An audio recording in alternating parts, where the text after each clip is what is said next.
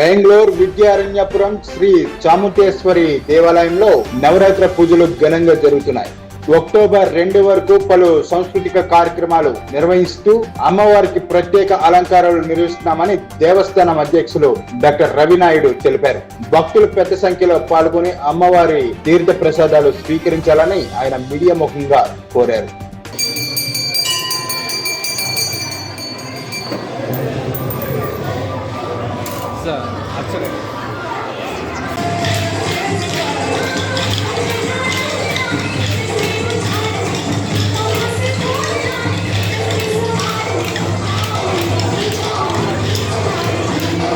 Sir ನಮಸ್ಕಾರ.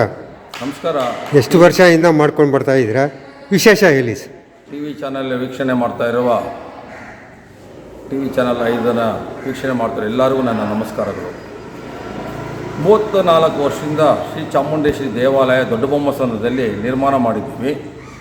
ಇಲ್ಲಿ ವಿಶೇಷವಾಗಿ ನವರಾತ್ರಿ 9 ದಿನ 10ನೇ ದಿವಸ ವಿಜಯದಶಮಿ ಬರ್ತಾಯಿತ್ತು.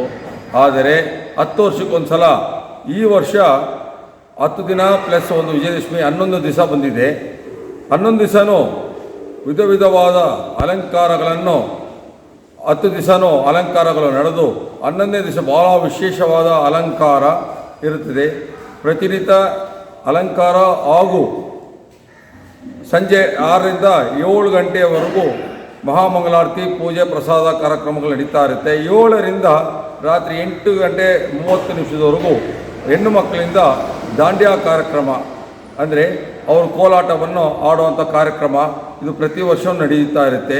ಕೊನೆಯ ದಿವಸ ವಿಜಯದಶಮಿ ದಿವಸ ಸಂಜೆ ವಿಶೇಷವಾಗಿ ಅಮ್ಮನವರು ಉತ್ಸವವನ್ನು ತಗೊಂಡು ಬನ್ನಿ ಮಂಟಪದವರೆಗೂ ತಗೊಂಡೋಗಿ ಅಲ್ಲಿ ಪೂಜೆ ಮಾಡಿ ಅಲ್ಲಿ ಬಲಿಹಾರಣವನ್ನು ಇದು ಮಾಡಿ ಹಾಗೆ ಅಲ್ಲಿಂದ ಮೆರವಣಿಗೆಯಲ್ಲಿ ಬಂದು ಇಲ್ಲಿ ಭಕ್ತಾದಿಗಳಿಗೆಲ್ಲರಿಗೂ ಅನ್ನ ಸಂತರ್ಪಣೆ ಪ್ರತಿದಿನ ಇರುತ್ತೆ. ಅವತ್ತು ವಿಶೇಷವಾಗಿ ಅನ್ನ ಸಂತರ್ಪಣೆ ಹಾಗೂ ಕೋಲಾಟ ವಿಶೇಷ ಕಾರ್ಯಕ್ರಮಗಳು ಇರುತ್ತದೆ.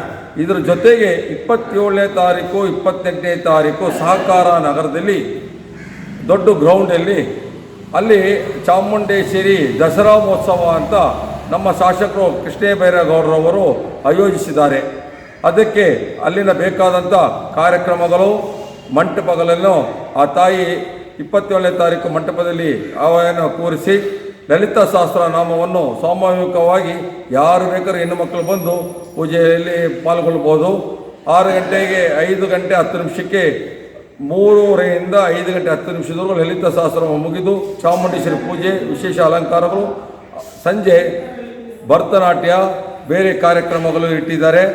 28ನೇ ತಾರೀಕು ಸಹಕಾರ ನಗರದಲ್ಲಿ ದಸರಾ ಮಹೋತ್ಸವದ ಬಹಳ ದೊಡ್ಡ ಕಾರ್ಯಕ್ರಮಗಳಿರುತ್ತದೆ. ಇದು ಜನರು ಎಲ್ಲರೂ ಬಂದು ಆ ಕಾರ್ಯಕ್ರಮದಲ್ಲಿ ಪಾಲ್ಗೊಳಿಸಿ ಎಲ್ಲರೂ ಪಾಲ್ಗೊಳ್ಬೇಕು ಅಂತ ಮನವಿಯನ್ನು ಮಾಡ್ತೀವಿ. ಯಾಕೆಂದರೆ ಚಾಮುಂಡೇಶ್ವರಿ ವಿಶೇಷವಾಗಿ ದಸರಾ ಟೈಮಲ್ಲಿ ಆ ಅಮ್ಮನ ಶಕ್ತಿ ನವರಾತ್ರಿ ಎಂದರೆ ಬಹಳ ಶಕ್ತಿ ಸ್ವರೂಪಿಣಿಯಾದಂಥ ತಾಯಿ, ಯಾರು ಕೇಳಿದನ್ನು ಕೊಡುವ ಮಹಾತಾಯಿ, ಕರುಣಾಮಯಿ, ದಯಾಮಯಿ. ಅವಳಿಗೆ ನಿಮ್ಮ ಪ್ರೀತಿಯಿಂದ ಬಂದು ಅವಳನ್ನು ಬೇಡಿಕೊಂಡರೆ ನಿಮ್ಮ ಕಷ್ಟಗಳನ್ನು ಪರಿಹರಿಸಿ